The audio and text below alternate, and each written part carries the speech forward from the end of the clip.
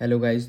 तो आज हम लोग देखते हैं फूरियर ट्रांसफॉर्म का एक application of boundary value problem का प्रॉब्लम नंबर 3। ठीक है, तो वीडियो स्टार्ट करने से पहले हमारे यूट्यूब चैनल को सब्सक्राइब करें, लाइक करें, कमेंट करें, दोस्तों के पास शेयर ज़रूर करें और कॉन्सेप्ट क्लियर करें। और जितने भी प्रीवियस लेक्चर हैं वो सारे अपलोडेड हैं मेरे फूरियर ट्रांसफॉर्म के प्लेलिस्ट में और लेप्लास ट्रांसफॉर्म के प्लेलिस्ट में। आपको लेप्लास का मिल जाएगा, इन्वर्स लेप्लास का मिल जाएगा, जितने भी है। ठीक है, वहाँ यहाँ पे आपको आई बटन दिख रहा होगा, उस पर भी मिल जाएगा। ठीक है, तो आप वहाँ जाके भी वॉच कर सकते हो। ओके, चलिए हम लोग स्टार्ट करते हैं आज का वीडियो एंड सब्सक्राइब करें। देखो प्रॉब्लम क्या है। Solve the equation del u by del t equal to del square u by del x square comma if one. आपका 3 कंडीशन है। पहला कंडीशन है del u by del x आपका रहे तो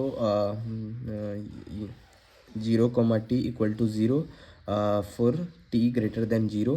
ठीक है, आपका सेकंड कंडीशन है u of x comma 0 equal to x comma 0 greater than equal to x greater than equal to 1।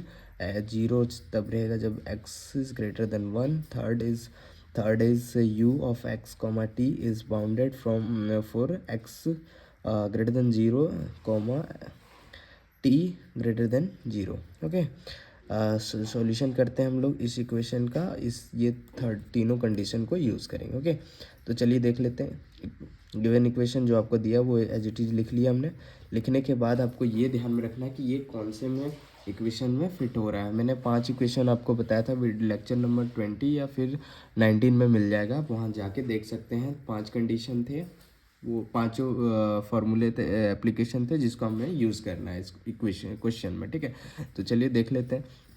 सबसे पहले आपको पता होना चाहिए कि ये आपका u of x comma T में दिख रहा होगा आपको, ये चीज़ है ना।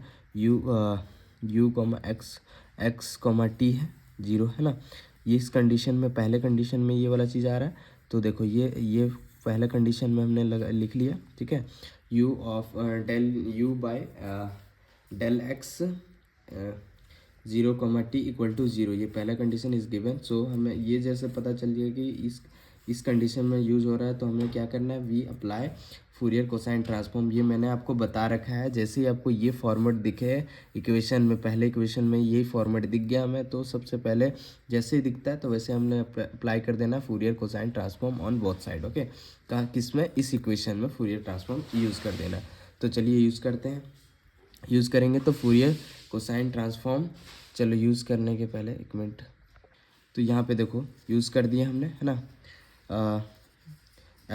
ये फूरियर ट्रांसफॉर्म दोनों साइड ले लिए, दोनों साइड ले लिए, ये दोनों के इक्वेशन के दोनों साइड हमने ले लिया। अब देखना ये है कि ये जो अब इसको सॉल्व करना है। सॉल्व करने से पहले आपको ये ध्यान में रखना है कि ये जो आपको दिख रहा है इसका सॉल्यूशन मैंने आपको बता रखा है वीडियो में, प्रीवियस वीडियो में भी।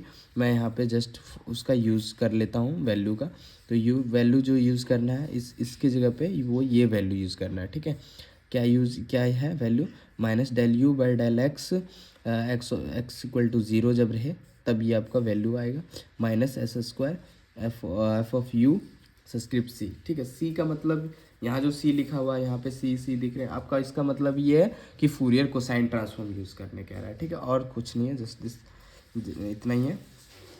ठीक है, चलो अब देखते हैं अब इस पे। ठीक है, तो अभी हमने इसको ऐसा क्यों लिख दिया, इसको हमने इस तरह क्यों लिखा हुआ, देखो डेल बाय डेल टी अगर रहे तो डी बाय डी टी लिख सकते हैं। ठीक है, इसीलिए हमने डेल है, डेल टी है, तो इसकी जगह पे हमने डी बाई डी टी लिखा हुआ। ठीक है, इसको क्या किया, इसके साथ ले लिया एफ ऑफ यू सब्सक्रिप्ट सी, देखो यहाँ पे ले लिया, यहाँ भी सेम वही है, F of u subscript c. ठीक है, तो ये लिखने से पहले आपको यह ध्यान रखना है कि इसका वैल्यू यूज़ करना है। इसका वैल्यू ये है, तो हमने यहाँ वैल्यू यूज़ कर लिया।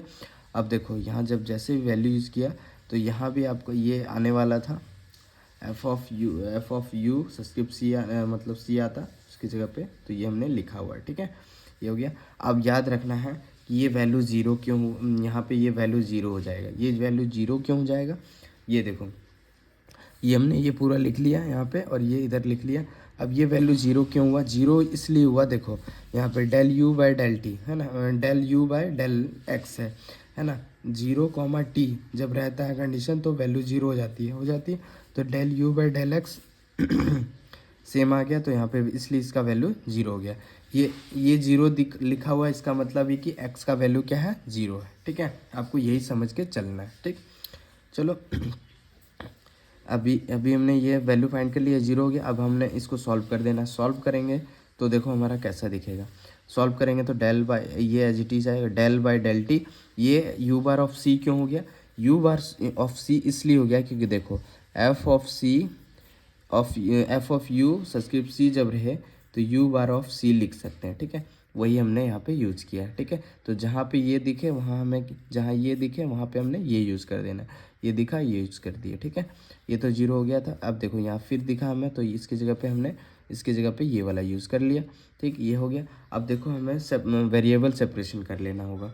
वेरिएबल सेपरेशन क्यों करना होता है, क्योंकि वेरिएबल सेपरेशन से हमें थोड़ी आसानी हो जाएगी सॉल्व करने में। ठीक है, तो देखो वेरिएबल सेपरेशन कर लेते हैं। जिसके साथ जो दिख रहा होगा उसको उधर ले आएंगे। जैसे यहाँ पे u bar of c, u bar c दिख रहा है, यहाँ भी यू बार सी दिख रहा है, तो उसको इसके साथ ले जाएंगे, डी टी को इधर ले आएंगे, जैसे कि हमने यहाँ पे किया हुआ है। ठीक है, ये हो गया। चलो अब हमें ये जो वैल्यू आया, इस वैल्यू को हम लोग क्या करेंगे, इंटीग्रेट कर देंगे दोनों साइड। ठीक है, दोनों साइड इंटीग्रेट कर देते हैं। तो जब इंटीग्रेट करेंगे तो देखो इंटीग्रेशन बोथ साइड, तो हमें इंटीग्रेशन जब करते हैं इसका, तो देखो ये एक्चुअली में हुआ क्या है, ये आपका ये वाला कंडीशन में आ गया 1/x इंटू डी एक्स। ये जब रहता है तो इसका इंटीग्रेशन जब करते हैं तो क्या हो जाता है, log x आ जाता है। ठीक है, यहाँ x है इसलिए x आया। तो यहाँ पे u बार ऑफ c है ना, u बार c है तो u बार c आ जाएगा इसकी जगह पे, जैसे कि यहाँ पे log u बार c आ गया ना, इक्वल टू ये minus s square as it is रह जाएगा। ठीक है, ये dt का इंटीग्रेशन हो जाएगा क्योंकि ये तो कांस्टेंट आ जाएगा, है ना, ये इसका इंटीग्रेशन हो जाएगा तो t आ जाएगा प्लस। अब आपको याद रखना है कि इस यहाँ जो इंटीग्रेशन हमने यूज़ किया है, यहाँ जो इंटीग्रेशन बोथ साइड के लिए यूज़ किया है, वो इंटीग्रेशन में लिमिट नहीं है। लिमिट नहीं है का मतलब होता है कि आपका एक कांस्टेंट आएगा। ठीक है, तो वो जो कांस्टेंट आएगा उसको हम लोग c से डिनोट करते हैं। ठीक है, कांस्टेंट c से डिनोट करते हैं। बट हमने log क्यों लगाया, log इसलिए लगाया क्योंकि इधर log है, तो इधर हमने जो इसका कांस्टेंट वैल्यू c आएगा उसको log में ही लेना है, तो log c इधर ले लिया, हमने ले लिया। इसका सॉल्यूशन हो गया। अब देखो करना क्या है, इस log c को हम लोग इधर ले आएंगे, तो log u bar c minus log c। ठीक है, इसको हमने इधर ले गया, ये एज इट इज यहाँ छोड़ दिया। इसको हम इधर क्यों ले गए, तो देखो आपको पता होगा कि log a minus log b अगर हो रहे तो log a बाई बी हो जाता है। इस log a minus log b रहे तो log a बाई बी हो जाता है, इसीलिए हमने इसको लिखा है। ठीक है, ये एज इट इज हमने, ये एज इट इज रहेगा। ठीक है, सेम। अब देखो करना क्या, तो ये हो गया, इसको इस कंडीशन में log a बाई बी में कर लो, तो log a हो गया u बार और c, और नीचे c हो गया इक्वल टू ये एज इट इज। अब देखो करना क्या है, ये log को भी हटा देना है हमें, है ना, जस्ट टू क्या बोलते हैं इसको, हम लोग log को हटा देते हैं। तो log को यहाँ से हटाएंगे तो ये log इधर जाएगा, इधर जब जाएगा तो यहाँ जो बचेगा as it is u bar c by c equal to, ये जब इधर जाता है तो ई यहाँ पे जो भी दिखे वो e के पावर में चला जाएगा, e to the power minus s square t. ठीक है, ये आ गया। अब देखो करना कुछ नहीं है, अब ये c को भी हम लोग इधर ले जाएंगे, तो u bar c equal to c into e to the power minus s square t आ जाएगा। ये c इधर चला गया मल्टीप्लाई में। ठीक है, डिवाइड में था इसके पास, तो ये डिवाइड में था, इधर चला जाएगा तो ये मल्टीप्लाई में चले जाएगा।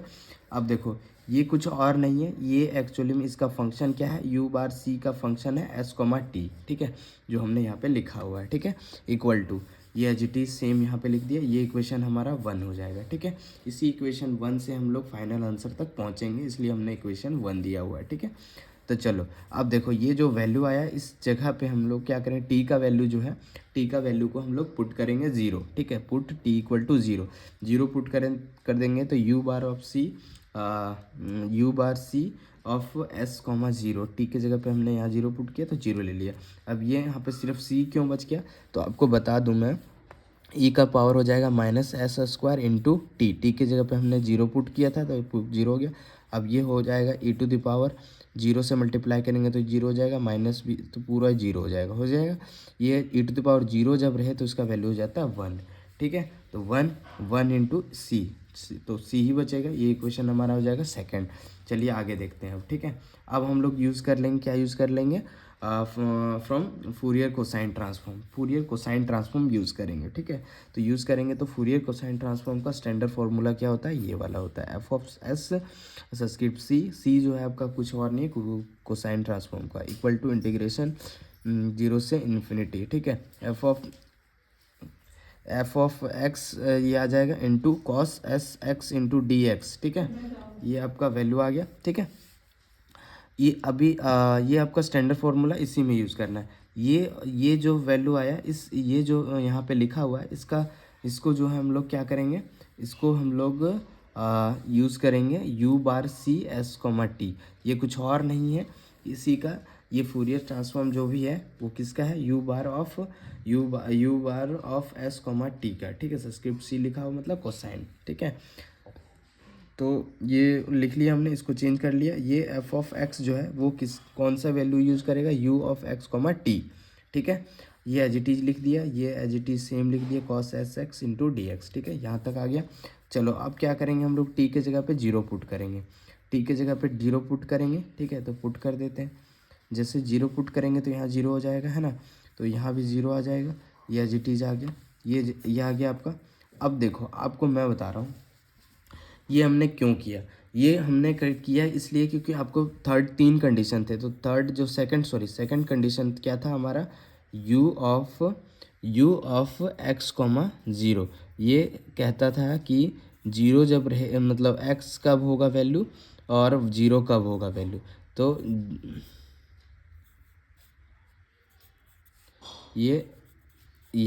ये कंडीशन था सेकंड में, ठीक है। सेकंड में हमारे पास ये कंडीशन था। तो देखो वही कंडीशन, ये फंक्शन है आपका, ये फंक्शन है इसका फंक्शन का जो भी है, दो फंक्शन है इसके दो फंक्शन, दोनों फंक्शन है, दोनों फंक्शन को हम लोग यूज़ करेंगे। चलिए यूज़ कर लेते हैं। अभी देखो जब यूज़ करेंगे तो हमारा इसमें क्या हो जाएगा, जीरो एक बार 0 से 1 ले लो, है ना। 0 से 1 ले लेंगे, 0 से 1 जब रहता है तो x जब वैल्यू आ जाता है तो इसके जगह पे हमने x लिखा हुआ, ये एज इट इज आ गया, ठीक है। प्लस अब 1 से इन्फिनिटी मतलब एक से बड़ा, तो एक से बड़ा जब है तो वैल्यू 0 हो जाता है, तो ये फंक्शन का वैल्यू 0 ले लेंगे, ये एज इट इज आ जाएगा। अब इसको सॉल्व कर दें तो ये मैं आपको बता देता हूँ, ये 0 आ गया तो जीरो से मल्टीप्लाई करेंगे पूरा 0 हो जाएगा, यानी कि ये पूरा टर्म क्या हो जाएगा हमारा, 0 हो जाएगा, ठीक है। 0 हो गया। अब हम लोग जो ये आया इंटीग्रेशन 0 से 1 तक और x into cos s x into d x, अब इसको सिर्फ इतने को सॉल्व करना है। जब इतने को सॉल्व करेंगे तो क्या हो जाएगा, x into sine S x by S minus cos s x by S square, 0 से 1 आपका लिमिट। जब इसका इंटीग्रेशन करोगे तो आपका यही वैल्यू आएगा। और ये यहाँ पे ये ऐसा क्यों आया, तो देखो ये इसका फॉर्मूला होता है, ये आपको फॉर्मूला पता होगा, क्या फॉर्मूला, आइलेट वाला जो फॉर्मूला होता है इंटीग्रेशन सॉल्व करने का, कि पहले ट्रिगो एक्सपोनेंशियल करना है फिर ट्रिगो करना है इस तरह से। तो वो आइलेट वाला जो है फॉर्मूला यूज़ करना है और उसमें इसको रख के इस पर सॉल्व करेंगे तो ये वाला आ जाएगा। लिमिट हमने पुट कर दी 0 से 1, ठीक है। अब ये देखो ये कुछ और नहीं है, यही है, तो इसको हमने लिख लिया। यहाँ पे जो था इसको हमने यहाँ लिख लिया। यहाँ पे क्यों लिखा है, देखो माइनस माइनस क्या हो गया प्लस, उसको प्लस करके लिखा हुआ है। इधर आ गया आपका ये, और ये माइनस माइनस प्लस हो गया, और ये एज इट इज आ गया 0 से 1। अब इसको लिमिट रखेंगे तो sine s by x minus 0 plus cos s by s square minus 1 by s square आ जाएगा। जब अपर लिमिट और लोअर लिमिट रखेंगे तो ये वैल्यू आ जाएगा, ठीक है। आप रखेंगे तो यही वैल्यू आएगा। इसमें मैं अभी आपको करके नहीं दिखा रहा हूँ, ठीक है, कैसे वैल्यू रखा, बट आप अगर रखोगे ना एक एक करके अच्छे से तो आपका ये आ जाएगा, ठीक है। ये 14 मार्क्स का क्वेश्चन रहता है एग्ज़ाम में, या फिर 7 मार्क्स का भी आ सकता है। तो 14 मार्क्स का है तो आपको ये स्टेप आपको करके दिखाना होगा, वैल्यू को रख के दिखाना होगा अच्छे से, ताकि उन्हें क्लियरिटी ज़्यादा दिखे, ठीक है। और ये 7 मार्क्स में आप स्किप कर सकते हैं एक स्टेप, कोई दिक्कत नहीं है, ठीक है। तो u bar of s comma 0 c subscript में आ गया, ठीक है। अब देखो ये जो वैल्यू ये एज इट इज आ गया, ये जो वैल्यू आया उसी वैल्यू को हम लोग सही करके लिख लेंगे। तो ये सिर्फ जीरो हटेगा, बाकी तो रह जाएगा। तो ये इक्वेशन हमारा थर्ड बन गया। अब हम लोग इक्वेशन सेकंड और थर्ड से एक और वैल्यू फाइंड करेंगे, ठीक है। वो जो वैल्यू फाइंड करेंगे वो उसके बाद हमारा फाइनल आंसर होगा उसी में, ठीक है। तो देख लेते हैं, सेकंड और थर्ड यूज़ कर लेंगे। सेकंड हमारा इक्वेशन क्या था, सेकंड इक्वेशन हमारा ये था, ठीक है। इसके इक्वल टू में सी आ रहा था। अब क्या करेंगे, ये वैल्यू हमने फाइंड किया, अभी फाइंड किया थर्ड में अभी फाइंड किया ना, देखो आपको, है ना। थर्ड में ये देखो सेम चीज़ है, यहाँ पे वैल्यू फाइंड किया और यही वैल्यू को हम लोग यूज़ कर लेंगे यहाँ पे, ठीक है। तो यहाँ जब यूज़ कर, इसी का वैल्यू थर्ड में फाइंड किया, तो ये वैल्यू हमने यूज़ कर लिया यहाँ पे, है ना।